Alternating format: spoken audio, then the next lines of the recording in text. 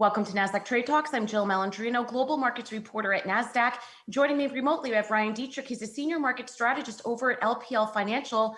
And we're going to take a look at the road to recovery and what to watch to identify a market recovery. Ryan, it's refreshing to start talking about potentially a road to recovery. Welcome to Trade Talks. Before we get into that, though, let's take a look at our first chart, the S&P 500, and some of the levels that you're looking at.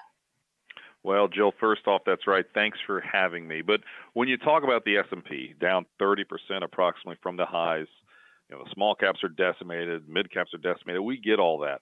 One level we're watching is the December 2018 lows, where we kind of sliced it a little bit, but we've kind of bounced back above. So we think as long as we can hold above those December 2018 lows, that's maybe the first step in the right direction. And we know every level of support has just been sliced right through the past 3 weeks. But so far, we're kind of hanging tough there. Now, we'll see where we close Friday afternoon, but those are baby steps in the right direction to find support there in our view.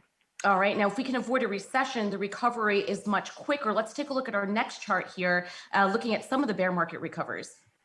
Well, that's right. And let's be honest, we're likely in a recession right now, but the way we're looking at it is when you don't have a recession, the recovery from the losses on the stock market takes about 10 months. If you're in a recession, it's 30 months. This recession, in our opinion, very well could be that V, right? We know we're going to have substantial losses on the economy and earnings in the second quarter, but if this virus can be contained and we can have some type of maybe positive news with the vaccine or something on the drug front, hey, the second half of the year, we can go right back up. So we think it's going to be a short, very, very scary, violent correction on the economy, but maybe on the upside, it can come back. So we think maybe it can be more like a non-recessionary potential recovery with how short this recession will be, but it will be a very rough recession. All right. Now, if we look at our third chart here, as scary as things have been, you see some pretty strong performance after corrections end. Well, that's right. And honestly, we show a lot of different corrections going back to 1980. And the bottom line there is all of those were scary, right? We've had scary pullbacks. Now, we've never had one quite like this, 8 days in a row of at least a 4% move on the S&P 500, most since 1929. We've never quite seen volatility like that.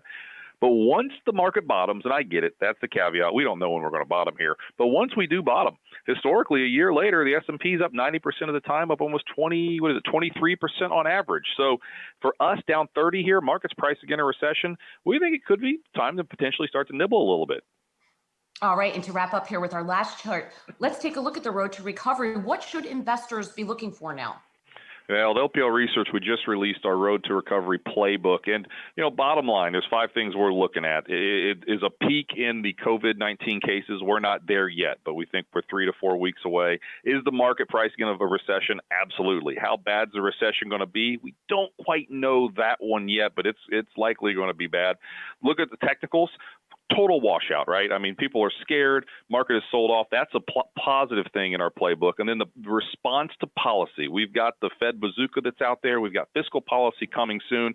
Those 2 things are definitely needed as well. So we're not there on the recovery playbook yet, but we're getting very, very close. And we're optimistic that, when we look back 6 to 9 months from now, this was potentially going to be a quick recession, but maybe a really good buying opportunity for investors.